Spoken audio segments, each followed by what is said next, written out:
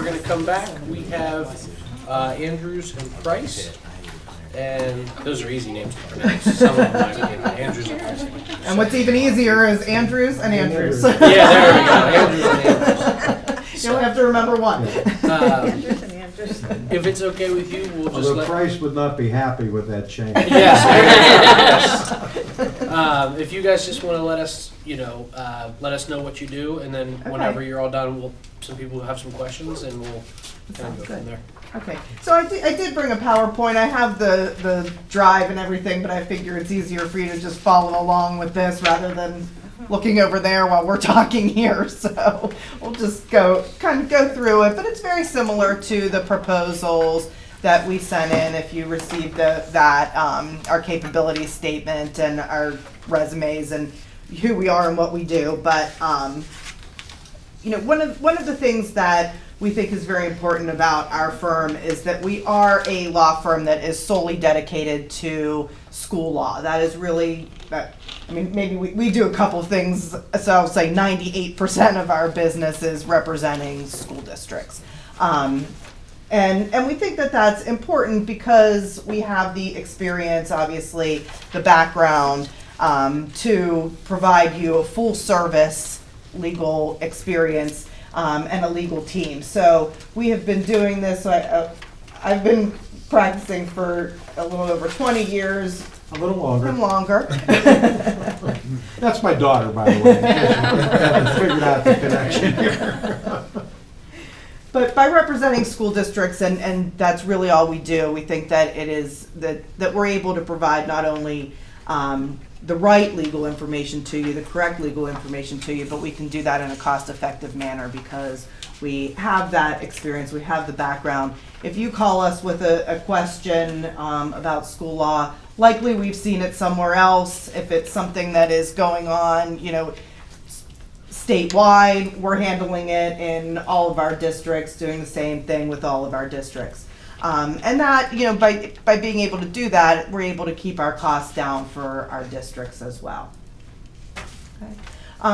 We do have a large client base, as you hopefully saw in our proposals. I'll go over that a little bit in the end as well. But we do, as I said, it does help us to provide you with the best legal service that we possibly can.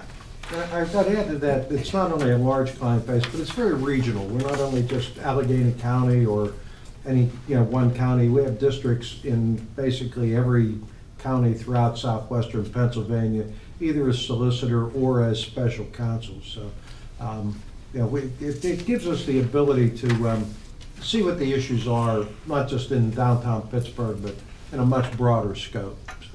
I'm sorry. I get in trouble on the way home. No, usually I'm trying to get a word in with you. That is true.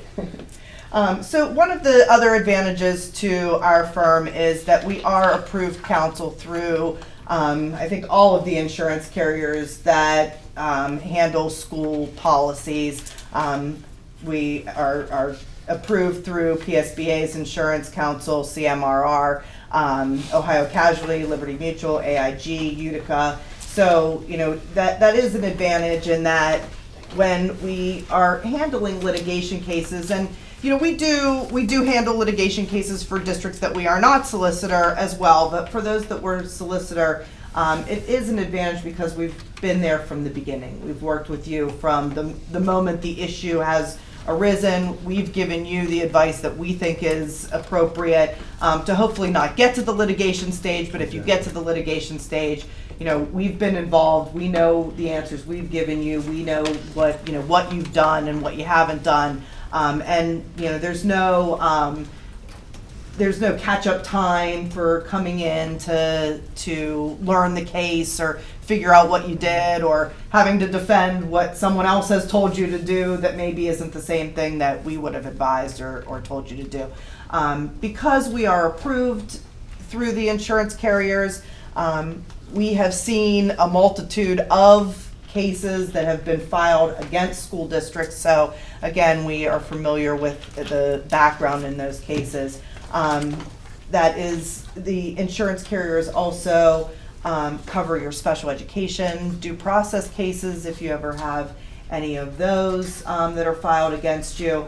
Again, with my background, especially in special education, and I know Betsy, I've worked with her in the past, that we've dealt with the issue from the beginning. We've talked to the special education director from the beginning. We know what you've done, and again, we can move smoothly right into those due process cases, which is important because as soon as your due process cases are filed, cases that are filed in federal court, you have a while to respond and file your answer. But in due process cases, as soon as that case is filed, the clock immediately starts ticking, and you're required to answer within 10 days. You're required to hold what's called a resolution session within 15 days. And for example, I just got a case that was assigned through an insurance carrier, not for one of our districts that we represent as solicitor. And by the time the case got to me through insurance, the 10 days was already passed to answer the complaint, and we were 3 days until we had to have the resolution session. So, it is an advantage to have your solicitor being approved with the insurance carriers to be able to do that smooth transition into your cases. Yeah, we also, whether it's fortunate or unfortunate from the insurance standpoint, when a district gets sued, whether it's our district or another district, we see what the complaint is, what the lawyers on the other side are alleging. And what it does is it gives us the ability to come to our other districts and say, well, this has been brought up, this is being litigated in federal court right now. Let's take a look and see what we're doing in our district here. And hopefully when we do that, we can get you to the point where if we are making that same mistake, we can correct it before we have a plaintiff's lawyer coming in and wanting to teach us a lesson along those lines. And hopefully you don't know, but I will tell you, if you do get caught in one of those, that's a real expensive lesson. Because those attorneys, the attorneys' fees, hourly rates that they award down in federal court, I could only wish. They are $400 or $500 routinely that they are granting for these things. And there is a very small but effective cadre in the local bar throughout Southwest Pennsylvania that find these cases and are very good at them. We see them over and over again. We know who Sam Cordes is, and we deal with him all the time. And these are names that are known in federal court. You see their names in the paper a lot in plaintiff cases, and these are the type of people that we mitigate against on pretty much a routine basis. So I think it's a definite advantage, as Trish was saying, to that we are able to kind of see these things before they become problems in most of our districts, because they've been assigned to it by one of the insurance companies or carriers that are handling these cases. Sorry. Well, you're next with you were going to talk about negotiation. I was. Well, that is something that we do a lot of. It's changed greatly over the years.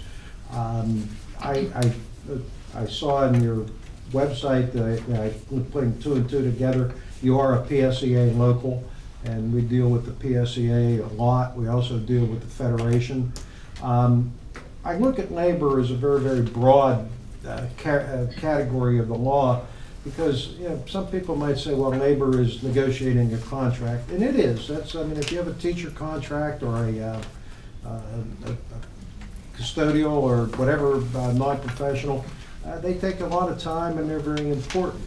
But that's sort of like just the tip of the iceberg, if you will, because the planning that goes into those contracts, I think, is very, very important. And negotiations, in my view, start the day that you sign one contract and end the day that you sign your next contract. So, whatever you agree to in 2020, you need to be looking at and planning and looking at 2023, 2024, whatever it may be. And we do that with our administrators very, very closely.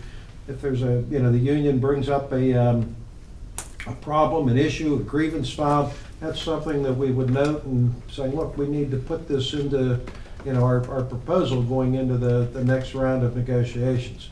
So labor, and we've, I believe it or not, Act 195 was in effect when I started practicing. right in the very beginning of it. So we've been involved with the Act 195 from almost its inception. Act 88 came in the 90s, and Act 88 sort of changed the playing field, if you will. It sort of eliminated, or at least not eliminated, but it certainly slowed down the amount of strikes.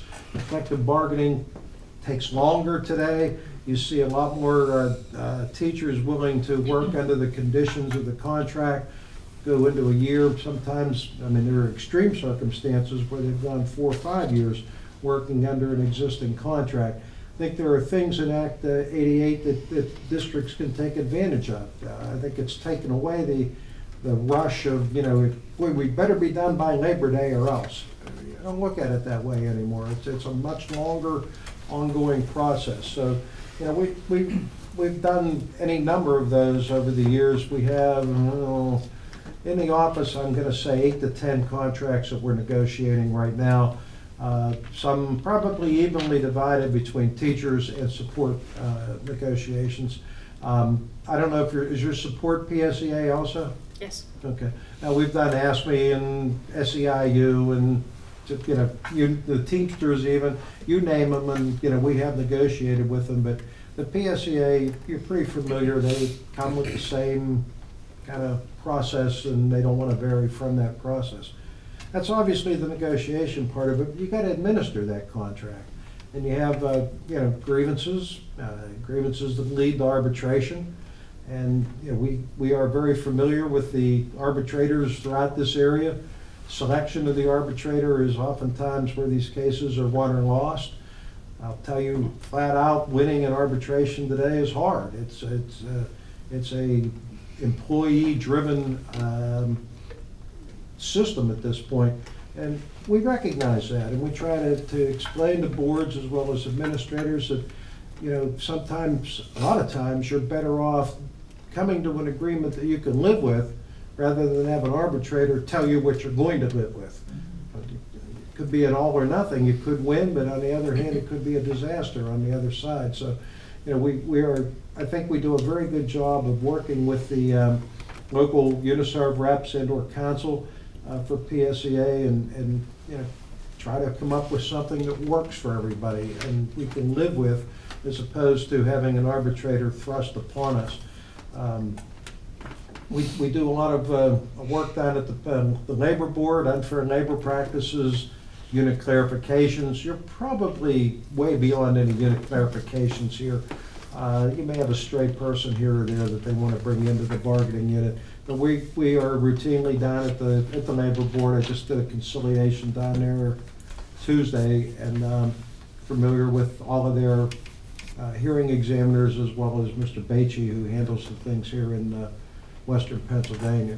So, when we look at labor, we look at it in the broadest sense. And I think Trish was alluding to this, and I'll kind of back up on this and say, I think that's one of the I think it's the major advantage of having a full-service law firm. When I started, and I said it was a little before her, I've been in practice 47 years. So I've been around. I've been to a lot of different things. When I started, there were most districts had a school. They all had school solicitors. Very few had solicitors representing more than one district. As time has progressed, if you throw in special ed, Act 195, the litigation that has come about, construction, real estate assessments, things, all of those things, they're all really specialties within a broader specialty. School law is not just coming to the meetings and telling you, oh, that takes 5 votes to pass. We can all do that. In fact, you don't need us to do that. You know that. We believe and firmly believe that being able to deliver a broad spectrum of services really works to the district's advantage. That's why we are 11 lawyers all dealing in school law, and we don't, we're not branching out to do corporate or personal injury or estates, or our people concentrate in those specific areas. We have 3 people who really do nothing but litigation. They are that's what they're there for, and that's what they do. Trish and, I guess, a person and a half do special education. I do a lot of the labor work. We all have our districts that we represent as solicitor and go to the meetings. You can't, not know the school code from that standpoint. I would say to you that probably 75% of the issues we deal with, whether it's at a meeting or otherwise, are going to be labor/personnel in some way, shape, or form. That's where school law is at this point. I think the other 25% gets broken down between litigation, including special education. Maybe I'm light on the special ed aspect of it. But I think it's very difficult for a one-person firm representing only one or two districts to be able to provide that type of broad support, broad legal advice that I think every district today needs and deserves. I'm done. All right, we touched a little bit about special education, but I'm going to reiterate a little bit because this is another area you talked about the cost of litigation, but special education is an area that also can cost a school district a lot of money. And mainly that is because parent attorneys are allowed to charge the school district attorney's fees if they win. It's not the other way around. If you win, we can't send them a bill, unfortunately. You can send it. We can send it, but they won't pay. But if they win, they can charge you as a school district their attorney's fees.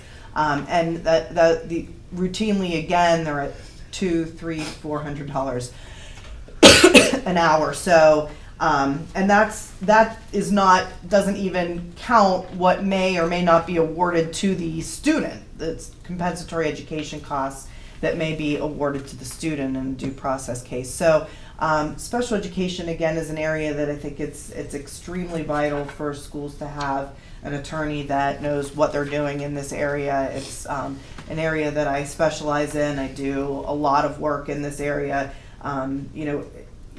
Even when I started doing them 20 years ago, maybe we had, 5 a year that we would handle. Now we probably have 5 to 10 going on all the time, consistently. You resolve one with a district, another one comes in. So it is, again, an area where there's a couple of law firms that have figured out that this is an area where they can stay in business solely by suing school districts for special education cases. Again, having somebody who is familiar with this area is really important so that you have somebody who can work with your special education director from the beginning, work with your special education teachers. I routinely provide in-service training to our districts in this area. I speak locally and throughout the state on this area. And again, representing multiple school districts, and this is an area that I not only do represent our clients that we're solicitors for, but as special counsel for districts where I just do their special education work, so that you have somebody who can start from the beginning and move forward with you throughout a claim. Unfortunately, I know when cases need to be settled. I know when it's a case that I say, look, there's not a guarantee you're ever going to win. Just like labor arbitration, special education it's a pro-parent system. But the cases that I say, look, this is one that you should take a chance on. It's easy for your team to say, oh, we're fighting this, we're going all the way, these parents are driving us crazy, we have to teach them a lesson, we have to go to due process. To have somebody that can come in and look at it and say, your case is as strong as you think it is, or your case isn't really as strong as you might think it is, and we've got to analyze it. We have to look at it from the beginning, what we've done, where our risks are.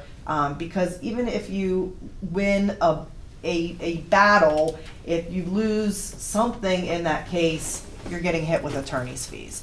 So you always have to, you have to have somebody who is able to weigh those pros and cons with your administration to say, this is a good thing, this is a case that yeah, let's take a risk on, or this is one that could cost you a lot of money to prove a point or to win something. And again, your insurance carriers cover these cases when you get to the due process, actual case being filed, but there's a lot that goes into it before that it's important to have somebody with the knowledge to be able to do that. We've been talking a long time, so I might just skim through some of the things. In your, the bottom line is the RFP that you issued. We have done all of it. We've done student discipline cases, again, advising administration, to trying to, reach deals with families, to, expulsion hearings, to appeals to court of those expulsion hearings. So, that's an area, again, we've handled in-service training. We do that in, all of our districts. The first, the month of August is a busy time for us because we're doing in-service training after in-service training as schools are coming back. Litigation we talked about, construction litigation. But I have to say, looking at your facilities out here, I'm not sure you have any major construction problems on your hands. It's beautiful. We're sorry to be. We're spending a lot of money to get them up to snuff. That's why we're trying for yourself on that one. Yeah. Although I appreciate your kind words about what the inside looks like, we'll be sure to pass that on to our custodians. Thank you for that. And your custodian was so friendly out there. Got us to the library and to the restroom. We were just. That's good to know. It's what's behind the walls. Yeah, well, that's true. You don't know what's back there. So Neither do we. When you're doing a remodel as opposed to a new construction. So. All right, so I'll skip ahead to, the districts, the last 2 pages are, and this was in our proposal, but the list of districts that we serve as solicitor, and then those that we serve as special counsel. As you said, we think it is important for you, and obviously our position is that it is to your advantage and benefit to have a firm that represents school districts, that has the knowledge, that is there for you all the time. But I would be remiss to say that we do serve as special counsel to districts as well. Where I think that works the best is, schools that we are quote unquote appointed as special education counsel, appointed as labor counsel. A lot of these districts, we do both their labor and their special education work, which are 2 very, as we talked about, specific areas that are important to have somebody that knows that business. Can I ask a question? Sure. What is the area that you are focused on? The majority area that you are focused on as a special counsel? Either labor or special education. So it's one of those 2. I assume or when you both. said that. Yeah, or both. Some we do both. We'll get called also to do like a hearing type of a thing or an investigation with this. If you've got say you're going to discipline an administrator and you have a hearing scheduled before the board, you should have both local counsel, a solicitor to represent the board, and somebody to represent the administration. Case law says you can't mix the adjudication with the prosecution. So we get called to do a lot of that for various districts in addition to. So. Okay. I think we've talked a lot, so we'll turn How does that car ride home look? Yeah. As you guys discussed things. Who gets the edge in? Who drives? That's what. He drives. I drive, not always, but tonight I drive. Yeah. All right, so questions? Mary Lou, you want to go ahead? I was waiting to see if Aaron was going to ask his. Aaron, you want yours? Yeah, sure. So, how are you, Mr. and Mrs. Price, how will your knowledge of our community, which encompassed Andrews. Or Andrews. Well, we're going to change that to Andrews. Mr. Andrews, Ms. Andrews, and she's actually Mrs. Belts in real life. Really? Yeah. So right, I'm his daughter, Yeah. and I go by Aaron. my maiden name for Yeah, work. you look familiar. Where did you go to law school? George Washington. Okay. I didn't see you there then. How will your knowledge of our community, which encompasses Midland, Brighton Township, Beaver, Bridgewater, and Vanport, assure your efforts to protect the legal interest of our district? Well, I'll say this to start with, you have one of the most beautiful picturesque downtown sections that I've ever seen. That is just gorgeous down there, and particularly as you walk down towards the river. We do represent Big Beaver Falls on a full-time basis, so we do have knowledge of the general Beaver County area. We've been called to do special counsel work in a number of places. I do a lot of work at IU1. I understand that's not Beaver, you have your own intermediate unit here, but it does encompass, do a lot of their neighbor work. It does encompass 3 separate counties away from Allegheny County. We represent West Allegheny, which I think is contiguous to Beaver County. If it isn't, it's very close, but it's in the same general area. We have a lot of people move back and forth from Beaver County into West Allegheny and vice versa. So I think we do have a fair knowledge of Beaver County as well as all of southwestern Pennsylvania. As I said, it's really a beautiful community, very picturesque, and we do practice in Beaver County courts from time to time too, and obviously that's here in Beaver itself. So. And as we said, we represent school districts from north to south, west to almost the Ohio border to Allegheny, Westmoreland to County, the Ohio border too.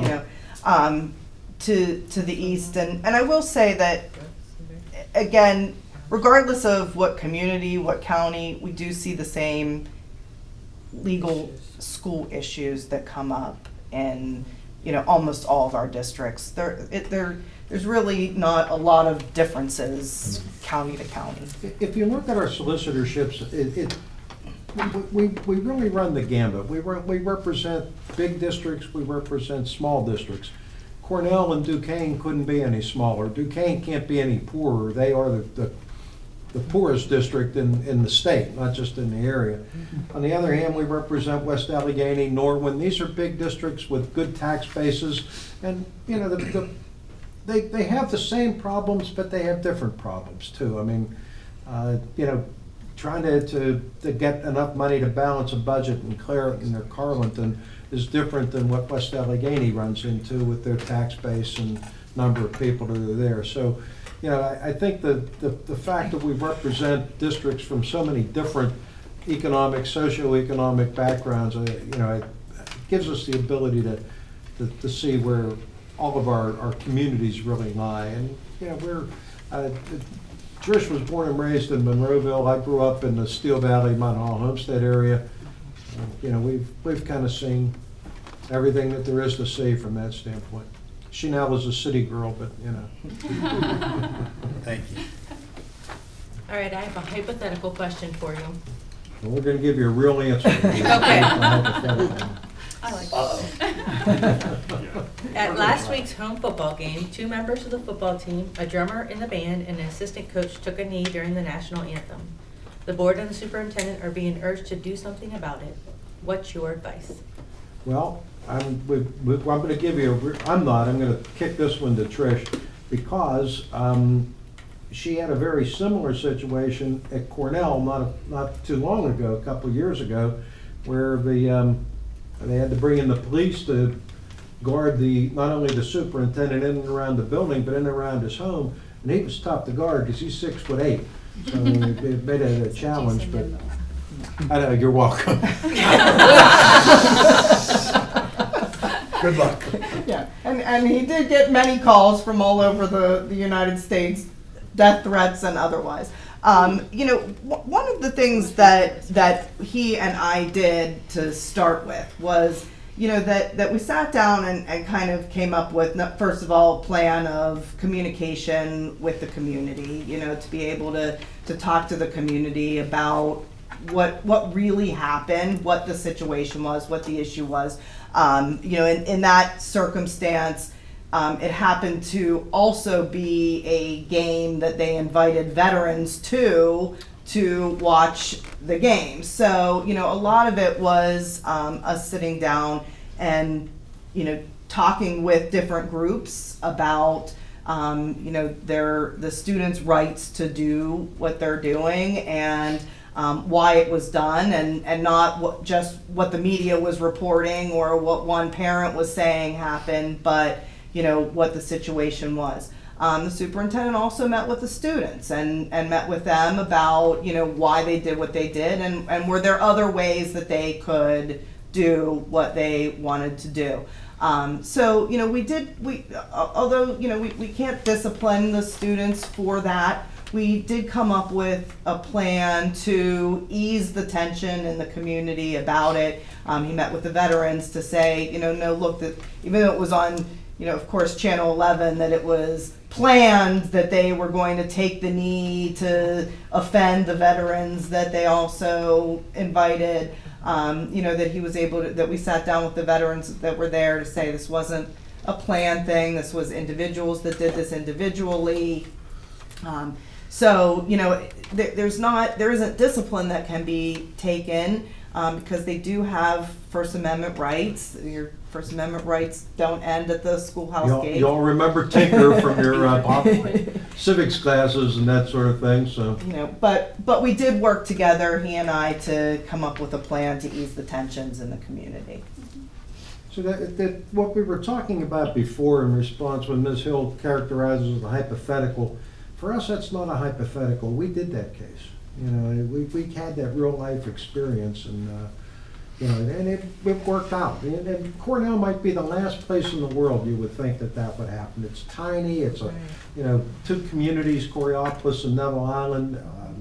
K through 12 is all in one building. All seem to get along. Yet there it was.